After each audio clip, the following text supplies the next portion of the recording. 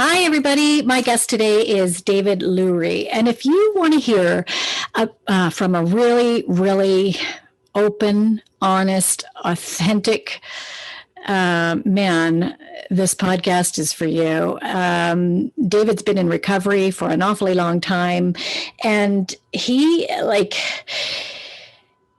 about 16 years, I think he said, 14 or 16 years. And he has taken his very interesting and diverse and some tough moments in his life experience and turned it into a foundation, a foundation in which, a charitable foundation in which he is incredibly accessible to help other people find the right combination of supports and therapies and treatments for them. He's a really interesting guy. And I hope you really enjoy listening as much as I enjoy listening to him. Okay, take care.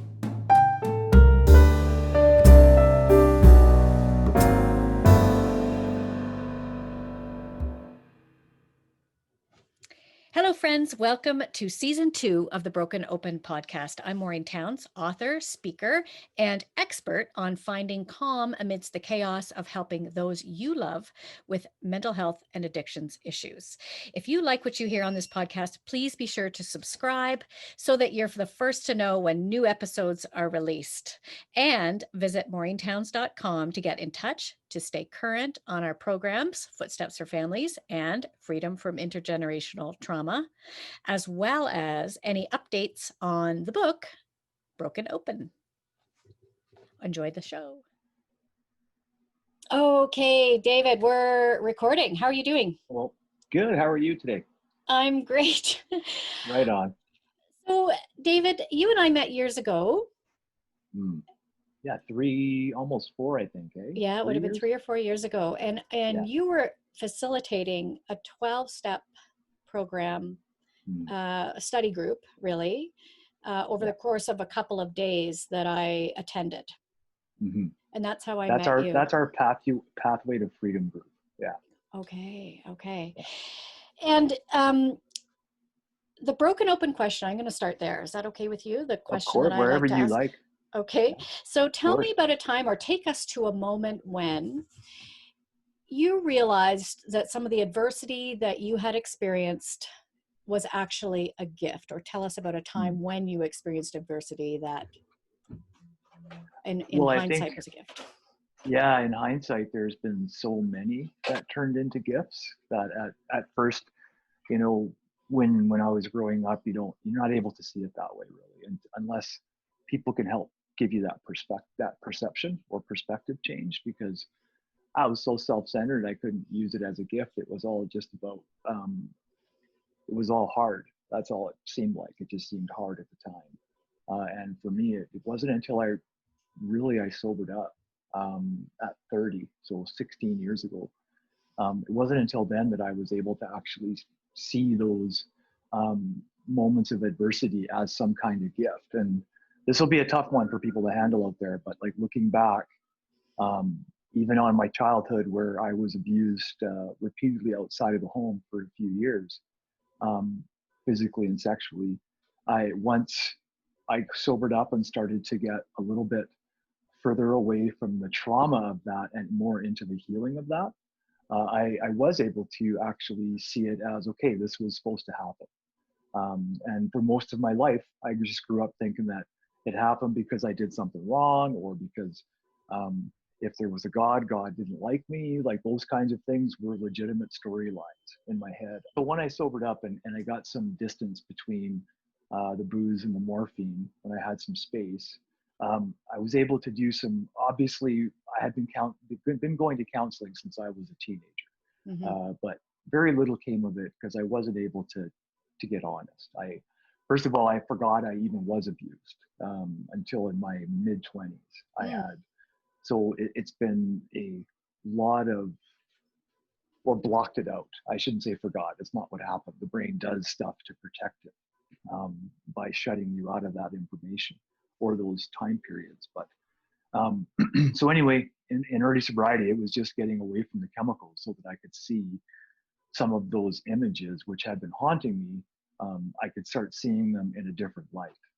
By being, I finally was able to just go into some therapy and be honest, and that really did help um, shape my perception of those events being necessary for me for some reason. I don't know the reason, because it's an awful thing that happens to kids, and the same thing happened to myself, and it's awful.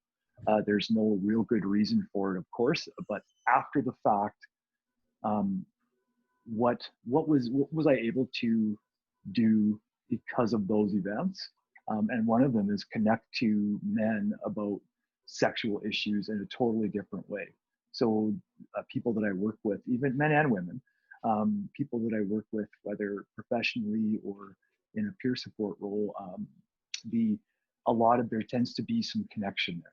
So whether they've been through it or they're traumatized by maybe their a sibling going through it, Mm-hmm. the reality is it touches a lot more people than we ever imagined.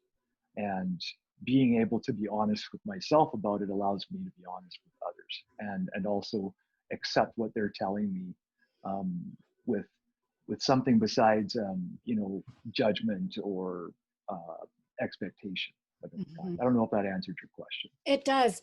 And what I find so interesting about the way that you talk about your past trauma Mm, is that, when I believe the same thing that you believe, that these things have mm, happened, they were meant to happen.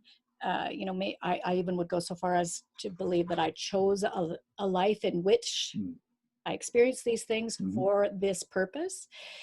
And sometimes when I tell people that, they'll say things like, "Oh, that's so great." But they say it in a way that it's so great that you can make lemons out of, or lemonade out of lemons, or something like that. But mm, that's not what I'm saying, and it's not what I'm hearing you say either. mm. This isn't Not I'm at all. making the best of it. It's very much you're saying these things were meant to happen Mm. and help me to serve and serve a purpose in this way.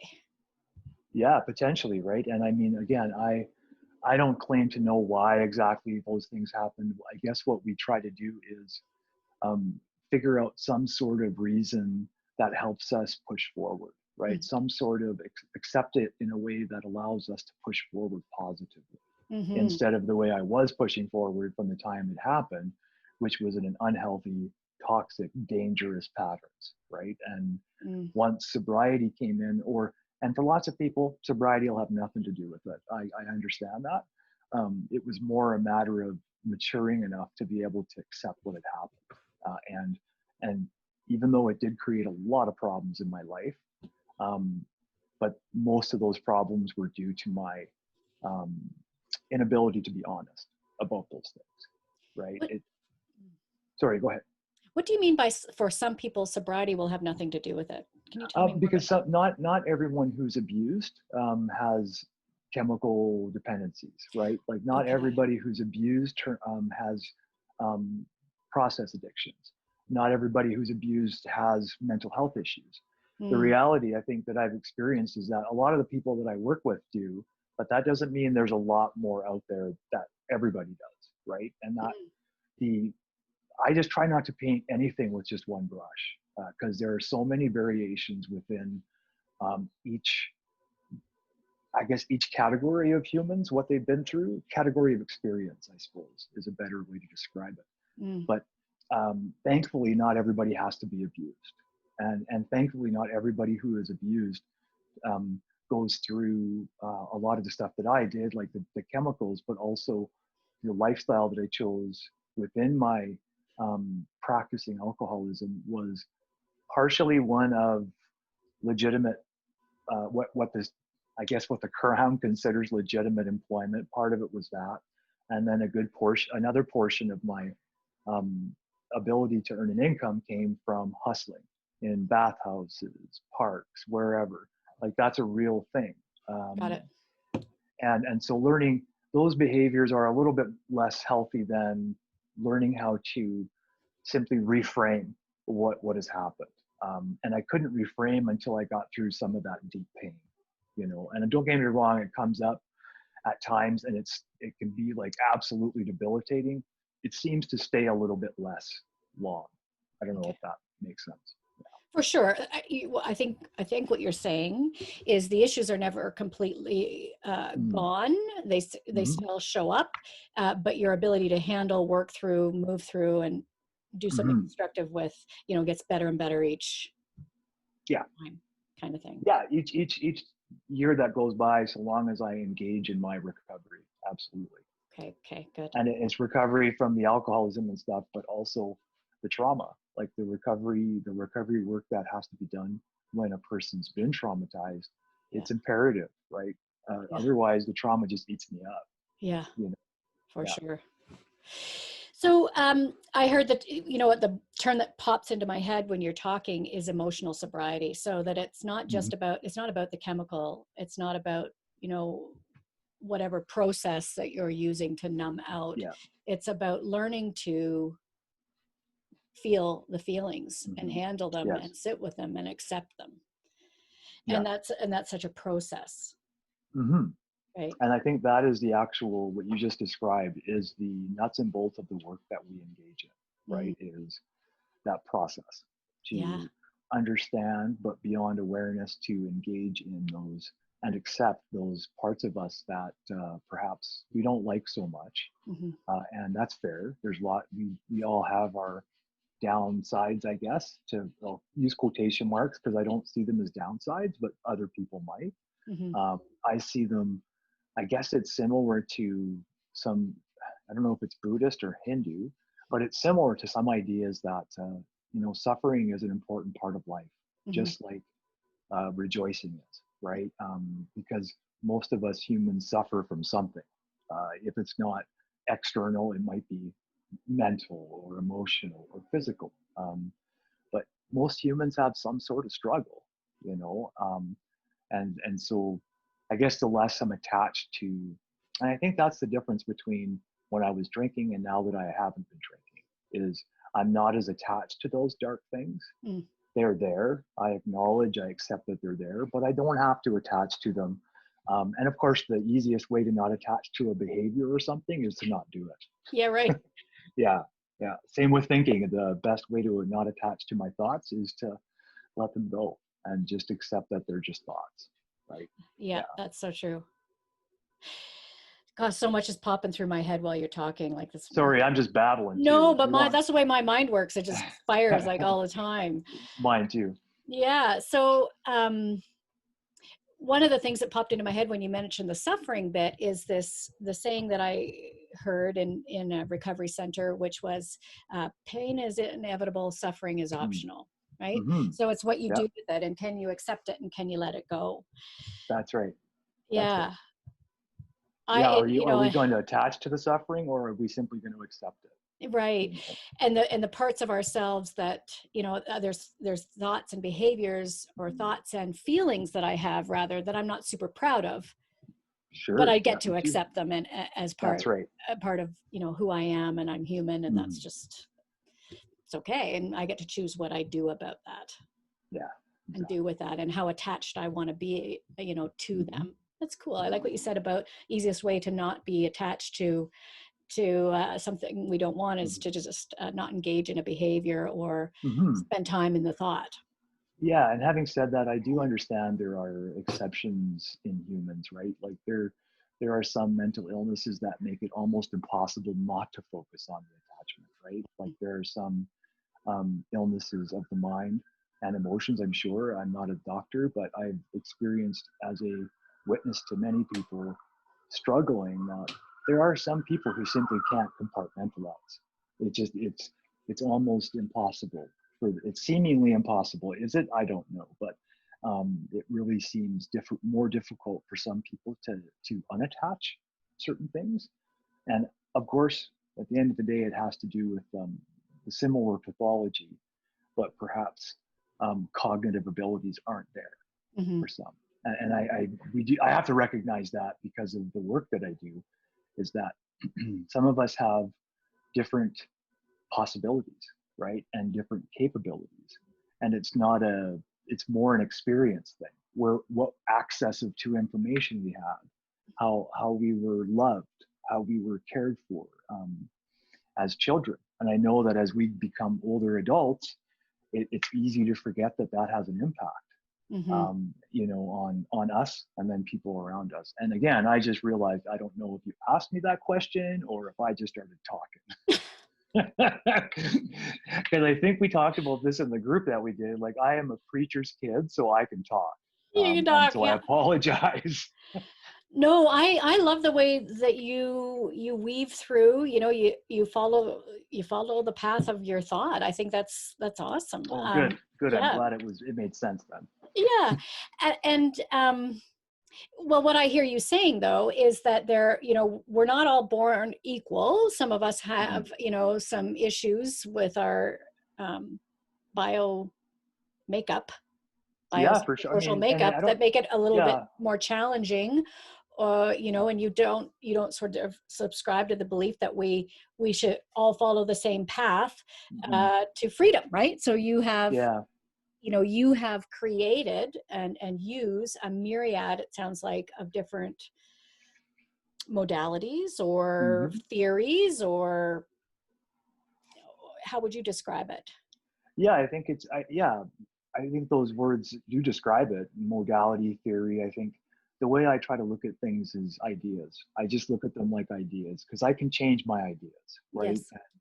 So where I come from is a place of belief and structured belief and all that stuff, and I haven't been there for a long time, because I find the structure is too restrictive, Mm-hmm. as to being able to actually be there for another human being, Right. and because it was a hindrance to me, and I'm not suggesting it's a hindrance to everybody, and just for a sec about the I believe we are all equal, but of equal worth. I just wanted to make sure I say this because I know that's what you meant too, right? It's like Yeah. we're all of equal worth, but we don't all have the same starting point. That's No, kind of that's where I'm coming exactly it. from. Thank you for that. Yeah, Thank you for you're clarifying that. welcome. You're welcome. Because you're right. Because I don't want anyone to hear me say, because that's yeah, not what I mean, that we're not equal. We are, but yeah, we're not born at the same starting line when it comes that's right.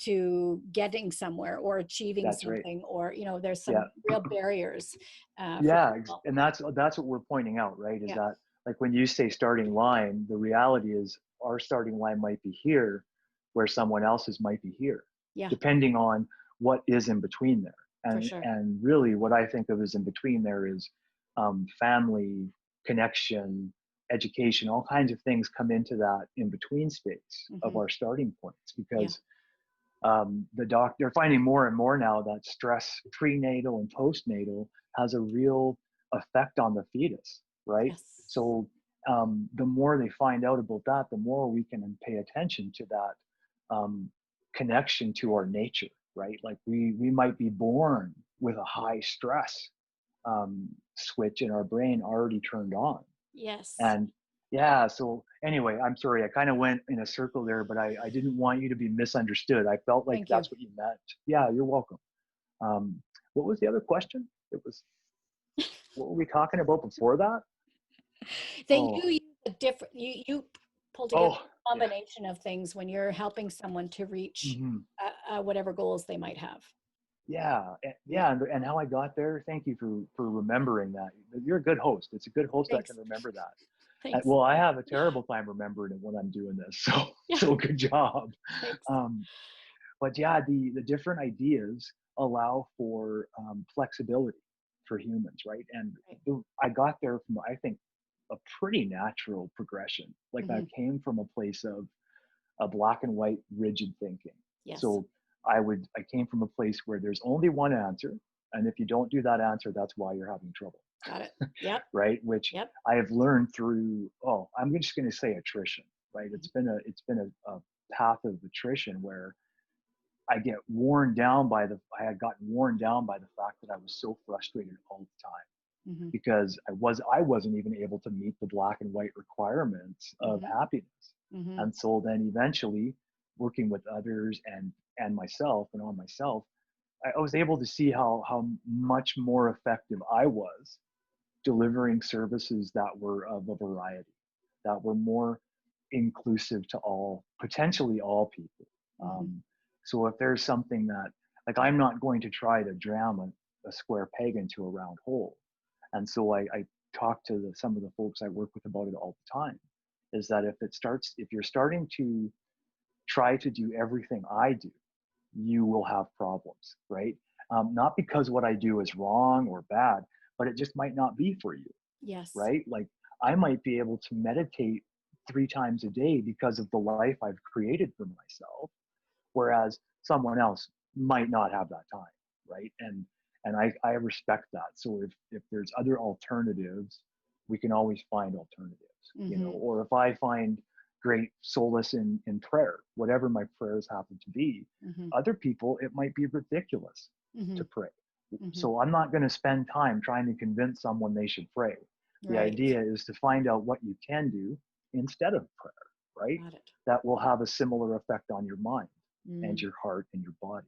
Mm-hmm. And oftentimes, I like working with anyone, and oftentimes replacing prayers and meditation with simply counting to 10, breathing exercises, those things absolutely fill that role if Mm-hmm. necessary. Mm-hmm.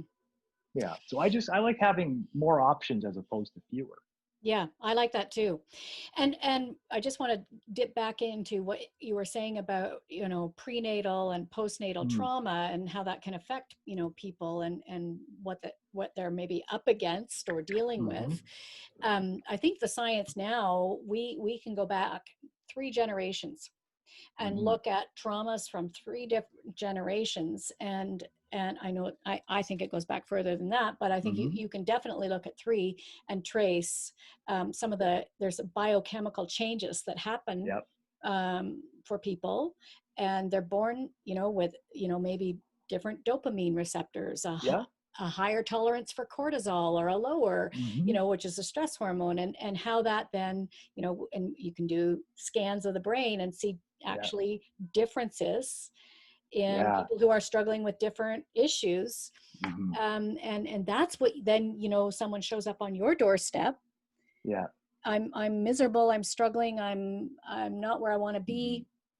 Can you help me? And then you pull together, and I hmm think you do use not just 12 steps, because again, we're Yeah. not being black and white, but you will Yep. integrate some of the principles of the 12-step hmm program, as well as tell me about some of the other things that you use. And so then I'll also utilize Alberta Health Services, some of their harm reduction stuff that has Yes. been in practice. Smart recovery is a big one for us. And basically, so essentially it comes down to the trauma informed care as best we can, obviously, Mm-hmm. as well as utilizing principles from all venues. So principles, because the principles of the 12 steps are Yes. really just, in my mind, and people will absolutely disagree with me, and Yeah. that's fine. Yeah. I think they are some of the quintessential principles of a healthy life, right? And I think they draw on all the principles of maybe potentially any religion ever written Okay. down, like Mm-hmm.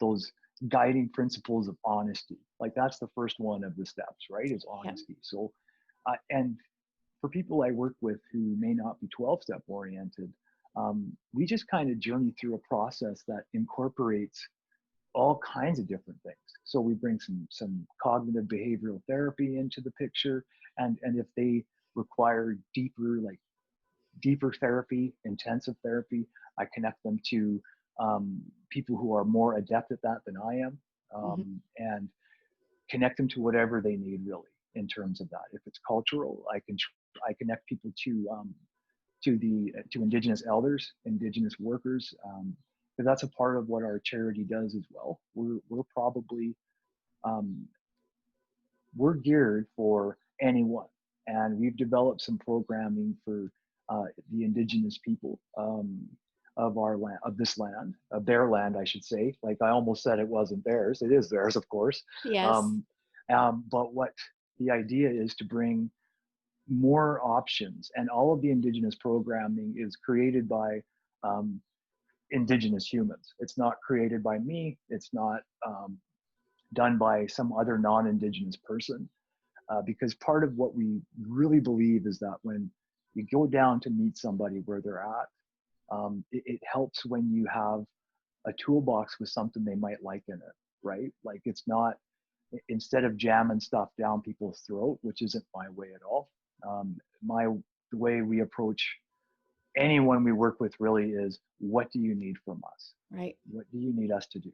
Right. Mm-hmm. And then we can determine whether we can or not. Right. And so I have some experience with cognitive behavioral therapy, but of course I'm not a cognitive behavioral therapist. So if it's some of the techniques from CBT, absolutely, I'm 100% adept at helping people with some of those things. And same with dialectical behavioral therapy and behavior modification, those kinds of things. Right. But I don't find that one thing works perfectly for everyone. I find that a combination, right, like we were saying earlier, is paramount, right? Because I know that some people will never want to have anything to do with 12 steps simply because they believe it's religious, right? Yes. And that is fair, because when you go through the book and you spend enough time in some 12-step fellowships, you really do come to understand, not that the book is saying it, but a lot of the people in the rooms happen to come from a Judeo-Christian background, Yes. right? And so because of that, if you go to a meeting, it can absolutely sound like a church meeting sometimes. I can. And I know I work with people who don't do 12 steps and the 12-step groups, and that's their biggest complaint.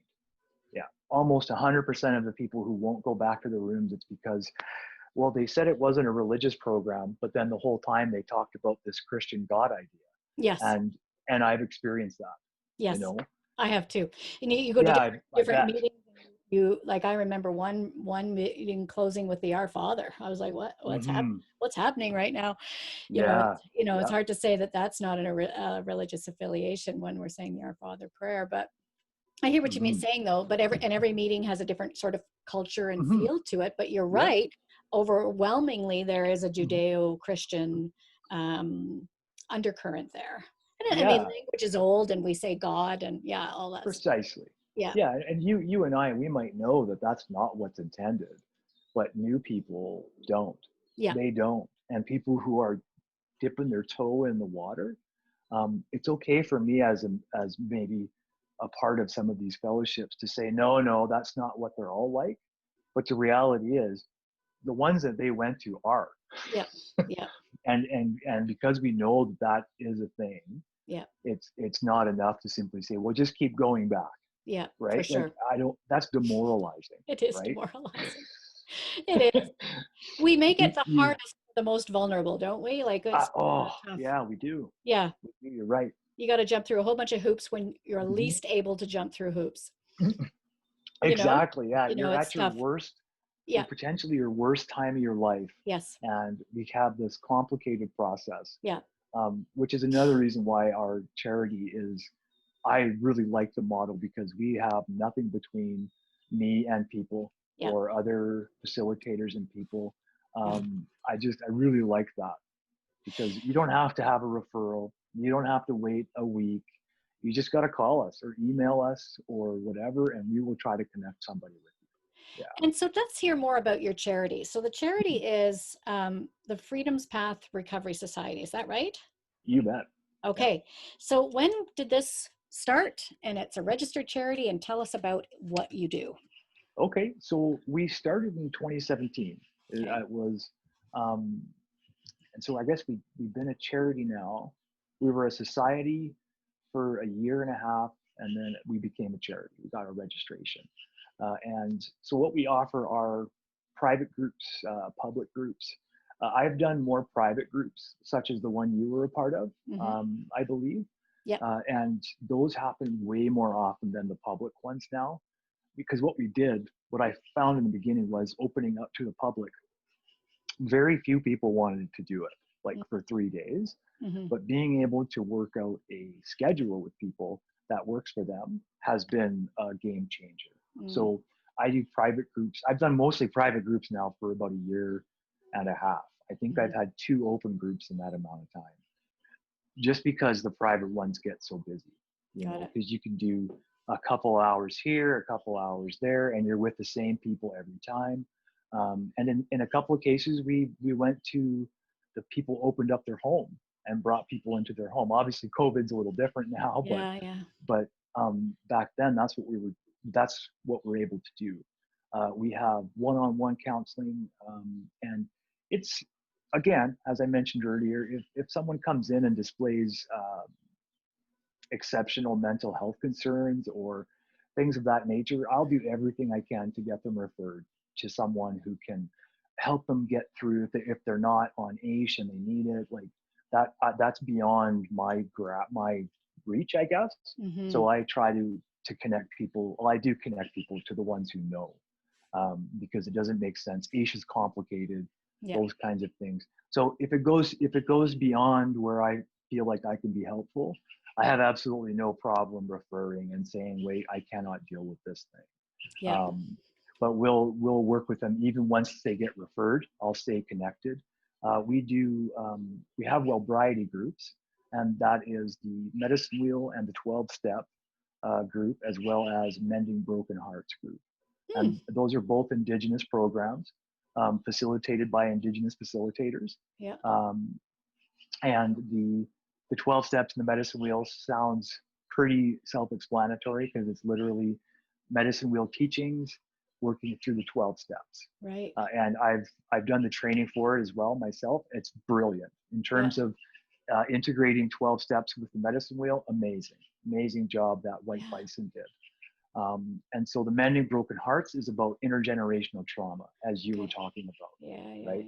And I'm with you. I think our intergenerational trauma goes back to many more than Yeah. three generations, right? Yeah. The science Um, just hasn't caught up with what we that's know, right. right? That's right. Yeah. Yeah. So Wellbriety, I like the name of Hmm. it. Yeah. Those are White Bison names. So we're simply trained facilitators to extend these White Bison programs, um, Okay. and it's been just amazing. I recommend to anyone out there, if you're interested in finding out maybe a new way to grieve, Mending Broken Hearts program is amazing. It has allowed not only my own but other people that have been through it just the capacity to grieve. Mm-hmm. It's been a very strange lockdown, Yeah. right? And Yeah. so I co-facilitated a Mending Broken Hearts group with Heather, our coordinator, Mm-hmm. Wellbriety coordinator. Her and I did this group at one of the agencies here in town. And during that time, one of my friends took her life, Okay. and it was devastating to me. I'm It was a hard sorry. one. That's No, tough. thank you.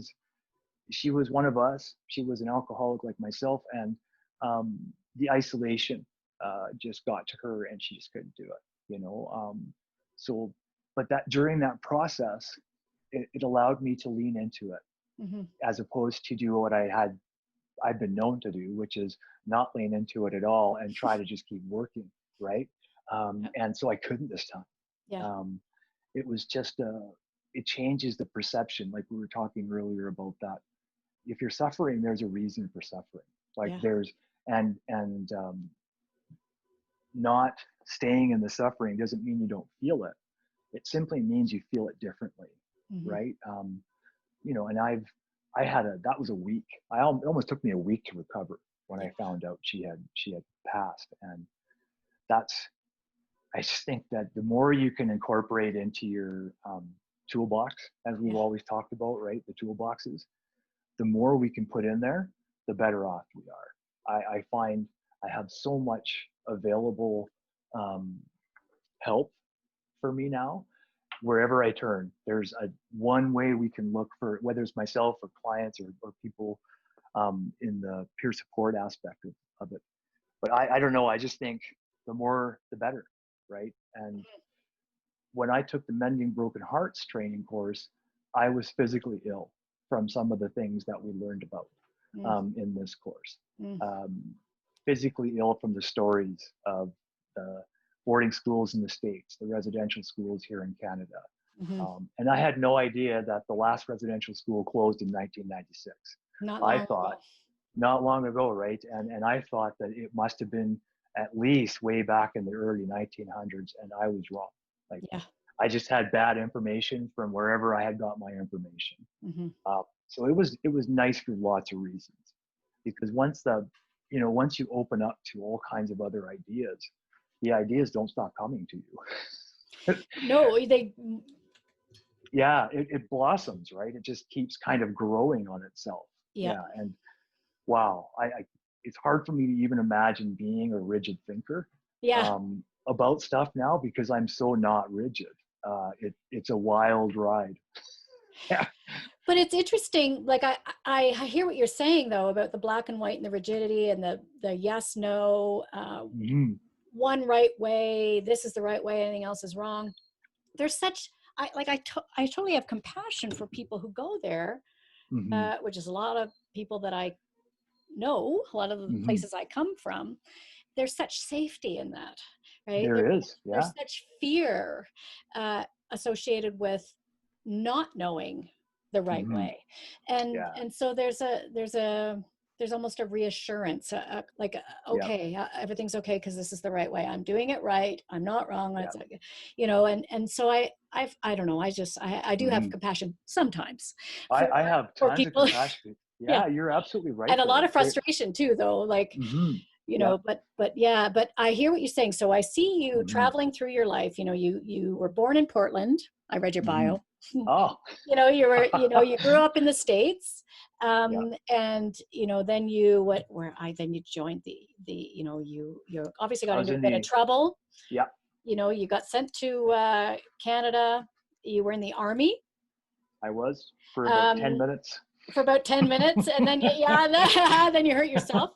You got a diploma in social work, and that's one of the things I that did. I wanted, that I really hear in the way that you practice. So you talk Mm. about, people come in, you have this huge body of knowledge that you draw from, Hmm. picking out pieces, trying to connect with people where they are, find something that resonates for them, help them find a path. And Hmm. if you're not the right practitioner for them, Hmm. referring to someone who is, which is such a For social sure. work way to go, right? Like, Yeah, well, no, because that's what we were taught for sure, is that exactly. So you have know your boundaries. limits. Yes, you have boundaries and a scope of practice that you stay within, Hmm. which I have huge respect for. Hmm. Thank you. You know what's out there, and you've been a student, it sounds like, all your life of, Mm. you know Yeah. following your nose, right? Where's this going to lead? Even Where's when I this? was an unwilling student, I Yeah, still was a student. It's true. yeah, yeah. Yeah. So here now you run this um, Freedom's Path Recovery Society, and Mhm. here's what's really cool about what you do, I think, is that you don't have a set charge, No. which makes you Yeah. incredibly accessible. That was the whole point. Yes. Yeah. And so everything's by donation. Yeah. So when, Yeah. the group that I was in, for example, we had just one person that said, hey, does everybody want to Hmm. do a 12-step study, as a bunch of Yeah. alcoholics slash Al-Anons off, Hmm. all of us kind of crazy, It was a off. good mixture, that's for sure. Oh, we were nutty. We were nutty. And so off It we, was fun. it I had was, a lot of fun. I learned a ton, Yeah. a Me too. ton. Me too.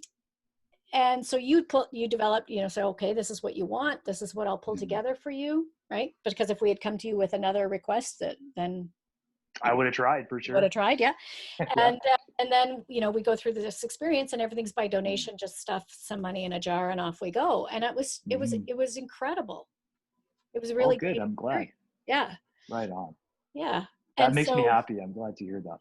well, enough that I remember you 3 years later and want to Mm. talk to you, right? Good point. Yeah. Yeah. Good point. So well Yeah. done. So Thank you. what do you think? I'm curious, when you were talking about the medicine wheel and the white bison approach, which I know Hmm. nothing about really. Yeah. Help me understand the medicine wheel concept and Mm. how it's different, and how than the 12 Ooh. steps.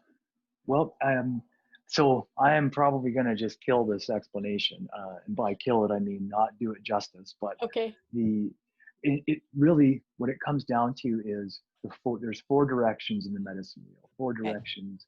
There's some other things wrapped up in those directions that I don't fully understand, which is again why I don't facilitate this program. Is because as much as I could intellectually maybe grasp the ideas of the medicine wheel, and really what it is to remind us that things are circular, right? Mhm. It's not. That was one of the things I noticed about mending broken hearts, for example. Using the medicine wheel in terms of grief allows it to be circular. Mm. So there's not 7 stages of grief. There are constant stages of grief, Right. It's not a right? And beginning it's and just end. Yeah. yeah, and it constantly, and anyone out there who's grieved for someone, deeply grieved, could probably it probably resounds in them, right? Is that there's time that goes by and then it comes back again. Yes. There's time that goes by, and for some people who don't do healing work, it might come back just as strong. Right. Maybe each year, and I'm only using on an anniversary as something tangible. That's all. But Got it it. might come back regularly, and I've experienced with working with others before, learning about the circular idea of grief. And there's way more to it. I totally understand that. And I know people out there who are listening to me are probably like, dude, you totally missed the point of it. But in my mind, it's like, it's perfectly explained when you tell me it's going to be a circle, like Okay. it's going to happen again. Now, it might not be the same, and Yes. chances are it won't be, Right. especially if we're doing some internal work, whatever Right. that looks like. Got it. Because some people go to yoga and they experience throughout yoga what I might experience on a meditative walk. Got it. And so, of course, each of those are valid. So Yeah. sometimes when we're describing things that work for us, I forget to say it worked for me, Yeah. instead of saying it might work for everybody, because I don't know, right? Because like if someone says, Dave, you should try yoga, I can't. I physically can't. My surgeon said don't, so I'm not going to, right? Hmm. Even though lots of people who take yoga swear by it, right? And because it makes them feel good. Hmm. Just like maybe prayer time makes other people feel really good, or gym time, or Hmm. all of these different things can be meditation and prayer, Hmm. right? If we enjoy them and they connect us to whatever it is we're trying to do, I think that's similar to prayer, right? Hmm. Or even meditation. Hmm. Yeah. I don't know how I started talking about that either, but Well, we started talking about the cyclical nature yes. of grief and what can work for people. And I like what you're Mm-hmm. saying. Like it's not like there's no beginning, there's no end. It's a Mm-hmm. circular process, but it is a process. Yeah, Right? 100%. It doesn't mean that Yeah. there's no progress. It doesn't mean that you Mm-mm. keep coming back to the same grief at the beginning. I mean, you did Mm-mm. mention that it can be different and it can change, but it is, Mm-hmm. a learning and Mm-hmm. a coming back around Yeah, um, like yeah, thing. for example, when my friend the past when she took her life, when Christine took her life back in June, um, it interrupted grief of someone else for me, right? Mm-hmm. So the not interrupted, but went on top of it. And then a Mm-hmm. week later, another friend overdosed. Not as close, but still a wonderful human. And she had been in and out battling, and she died. Mm-hmm. And so each time that happens, this is where circular makes a lot of sense to me, Mm-hmm. because all of those things can exist inside the circle, right? Yes. So all of the people that I've lost can exist inside my grief circle. Okay. And every so often, one of them will take time in my mind or heart, wherever people see themselves experiencing grief, um, probably the whole thing, right? Yeah. So if I'm thinking of Christine, maybe my friend Tara, who drank herself to death years ago, um, gets to take a rest, right? Or my friend Brady, or whoever it might be. And so how I started to see it was that they're inside the circle Okay. always, right? And Got and it. sometimes I'm looking at them, and sometimes I'm not looking at them. Okay. But again, this goes back to accepting pain as a absolutely necessary human emotion, right? Yeah. It's absolutely necessary to feel pain, especially if we want to love. Um, I've yet to experience real love of any kind without feeling that sting, Yeah. right? If it ends or if something happens, yeah, I just see it. That circle is important. Like it symbolizes a lot for me. I mean, and Yeah. Corey, go ahead. No, I really appreciate the way you said that. Like everything can exist in the circle. That's Mm-hmm. a different way to see it than what I was thinking, which is traveling Mm. around the perimeter of the circle in a But you can cycle. do both. Yeah, Right. you But can do it's so both. interesting. So I love the concept. And I know Mm-hmm. there's so many circles in Indigenous Mm-hmm. teaching. I Mm-hmm. remember doesn't matter. But I do remember the first time I was exposed to that. Okay, there's, we had a room for Indigenous clients at one point in Hmm. healthcare, and it was a round room with no corners. That's right. And I was like, Yeah. well, isn't this interesting? Yeah. So that makes the circle is pretty important. That's Oh, awesome. we do healing circles, talking circle. Yeah, everything is in a circle. And Yeah, that's part of what those programs, the medicine wheel and the 12 step, yeah, that's one of the things that's very important to the process is yeah, smudging, of yeah. course, Yes, because smudging is ceremonial and sacred.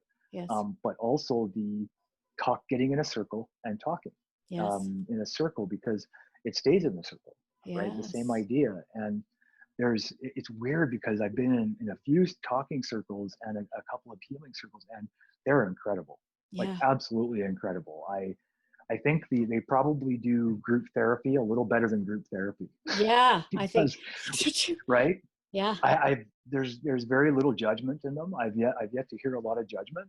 Depends on who's talking, of course, but yeah, in terms of the elders and those who are facilitating, there's like no judgment. yeah. It's been incredible process. That's awesome. Yeah. One of the stories that I remember you telling, I'm switching tacts here, Yeah, yeah, uh, go for that most Al-Anons want to know, um, is what's it going to take to get this person sober? it. Yeah. What's it going to take? They have to hit rock bottom. What is rock bottom? What does it Mm, look like? And I remember, and I tell this story, and I've told it without your permission. My mm, apologies, but I have quoted you many times about what got you sober, mm. because Oh yeah, that's an it's not what you interesting one, think, eh? right? It's not always what you Yeah, think. So can yeah. you share are you willing to share? Sure. Yeah, what finally got you sober? And I remember the way you put it. You were like, so what do you think Mm, got me sober? And so we yeah. all took a stab at it, right? Was it, did someone died? And you said, yeah, but Mm, that didn't do it. Did yeah. you lose some relationships? Yeah, but that didn't do it. So Mm. tell us, please, Yeah, no, what and you're gets right. people Those things, sober? yeah, those things didn't do it for me, right? And those things you mentioned, they absolutely work for others. They would have been the catalyst to maybe stop them from drinking anymore, right? Mm-hmm, And not even my suicide attempts got me sober, right? mm-hmm, I had two in that last year of drinking, mm, and three within 2 years of quitting. And by the time I got there, what I was so frustrated because I yeah, just couldn't get drunk anymore. yeah, So I went out on a bender. We were gone for a couple of weeks on holidays. Back then meant every time I got a vacation from work, that's what it was. It was a yeah, bender basically. yeah, And the last night out, I couldn't get drunk and I couldn't get high. We were in a bar in Vancouver, and trust me, we tried with the drugs. Like I was blown away by how about by not being able to achieve what I'd always achieved, mm-hmm, right? And what I had been achieving so much of in that couple of weeks, which also probably stands to reason why I couldn't get drunk anymore on the same amount of liquor, is because I had pushed the envelope for 2 straight weeks again. And we all know that tolerance does change, mm-hmm, for us, for everybody eventually. So anyway, we were back from Vancouver, and I had a message on my phone from my ex. And so what really got me in the rooms, so even that, not being able to get high or drunk, that didn't quite convince me I needed to quit.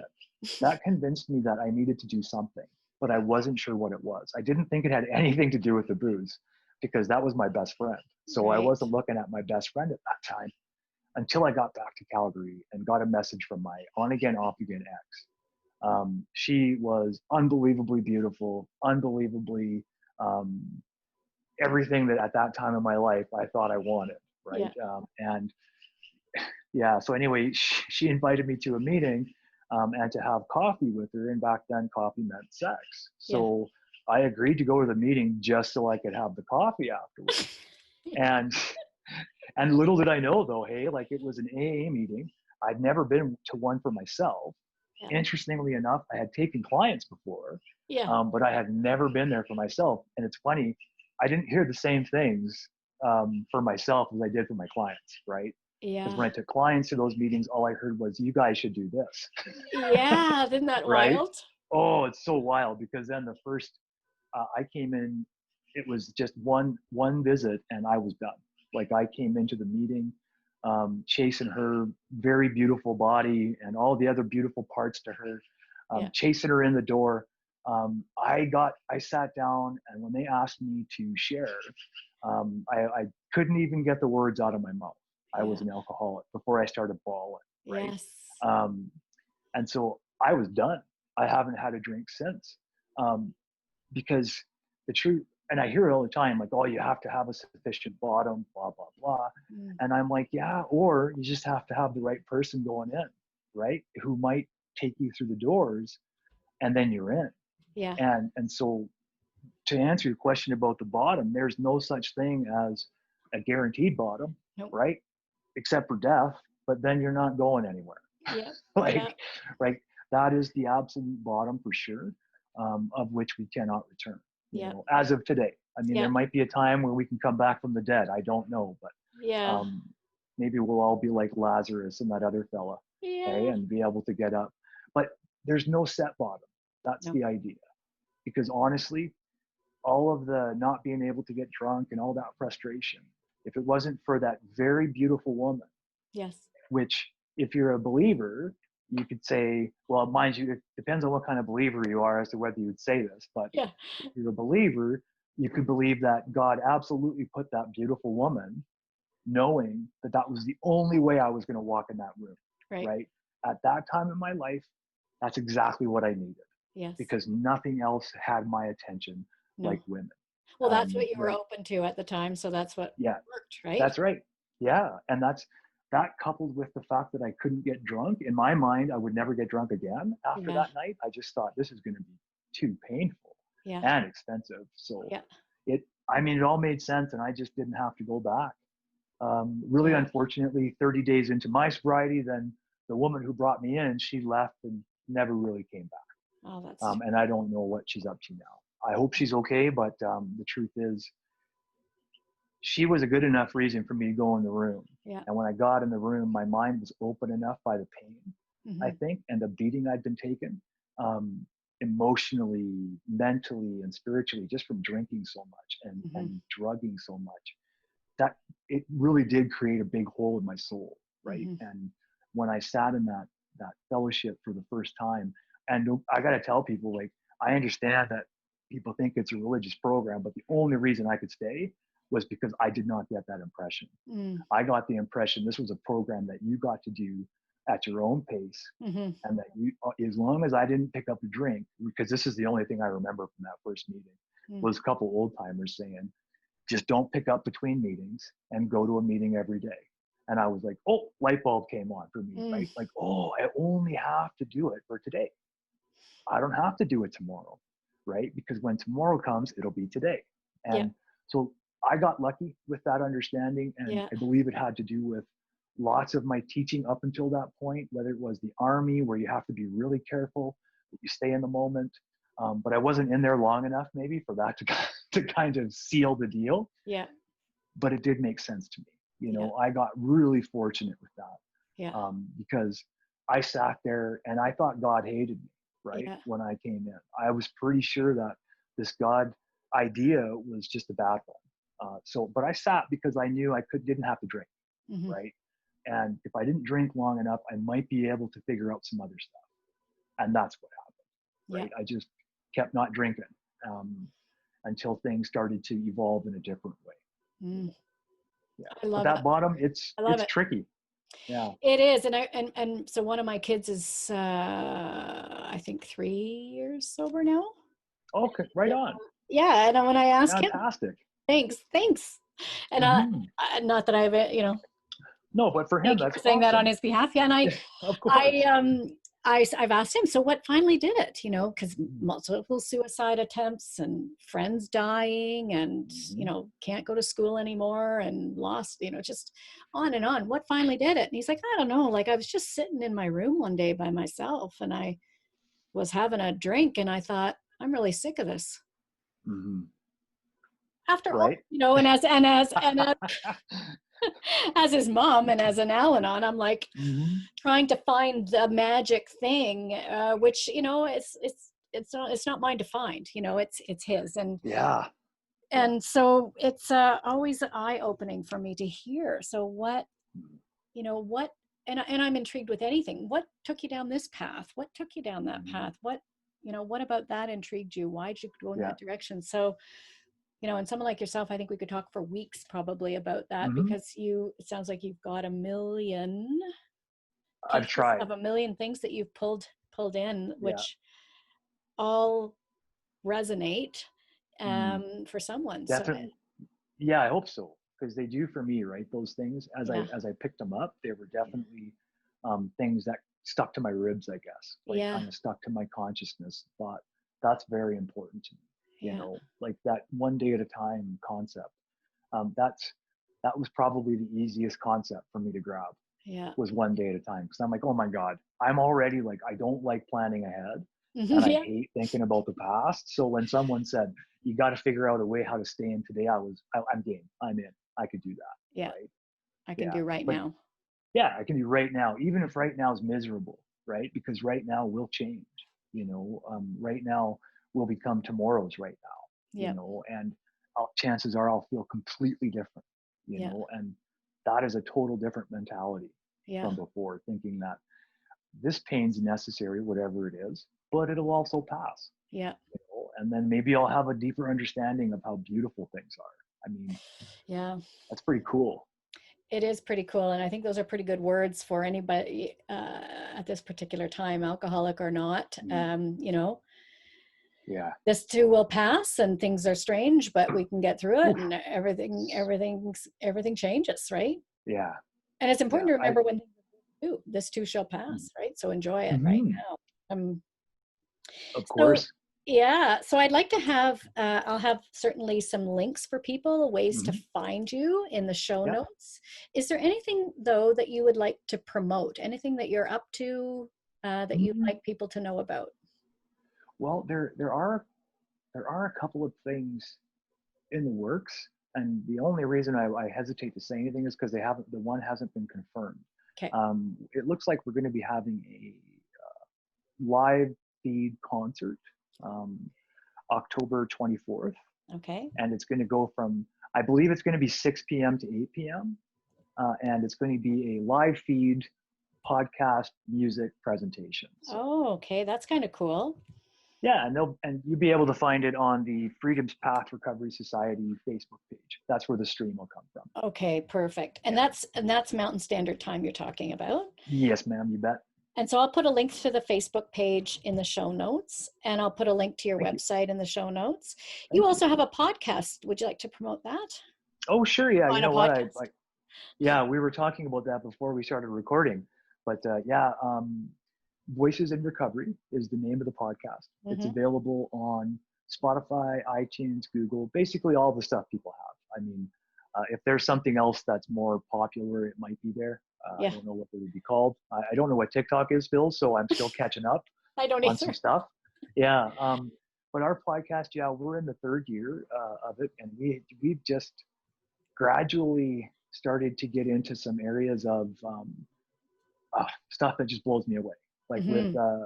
over the last few months with the lockdown, with Black Lives Matter getting amped up again, right? Because we have lots of injustice.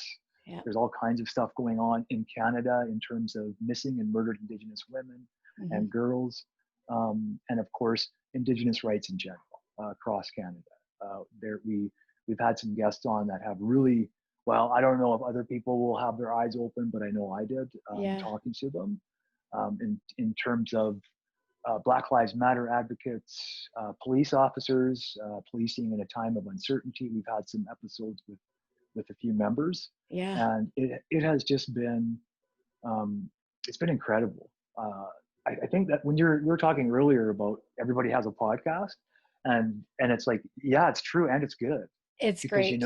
right, like I can find somebody to listen to whatever subject, right, whatever subject. And I think that's awesome. Like, Yeah. I just love it, you Yeah. know. Yeah. I'm Yeah, a big TV fan is too. dead. Oh, I know. And I'm always listening to Yeah. something, right? I always got something in my Yep. ears when I'm walking or Yep. gardening or whatever. Hmm. So voices in recovery. You bet. Yep. And they can find, and that link is also on your website as well. That'll take you Yes, to it it, is. like it'll take you to a YouTube channel, Yeah. etc. Okay, so Oh directing. yeah, and we have a YouTube channel which Okay. has a bunch of well, it has steps 1 through 12. Mm-hmm. Okay, and we did this. We presented the steps in a manner that allows for a person who doesn't have a belief in any sort of God deity, Yeah. or yeah, whatever. If you don't have a belief, it's okay because we actually paid attention to that while we were doing the videos, Okay. and tried to deliver alternative alternatives to having to figure out some sort of God thing. If it's not for you, you don't have to worry about it. There's other ways to stay sober. I know people who are sober and wonderful humans, and they're atheists. I know people who don't have any identification whatsoever, and they're wonderful humans too. Yeah. We all can do good things for each other. So yeah, there's those videos. We have our last musical presentation video is on YouTube if anyone's Okay. interested. Okay. Um, and that's a local we try to get local Calgarians to come on, Yeah. because I just like promoting our friends and our fellows, and yeah, Yeah. it's been pretty cool. So Fantastic. I'm yeah, definitely gonna check out your YouTube channel because sure. I haven't been there yet. So, well, Mr. Lewry, I can't thank you enough for your time today. Oh, This has been awesome.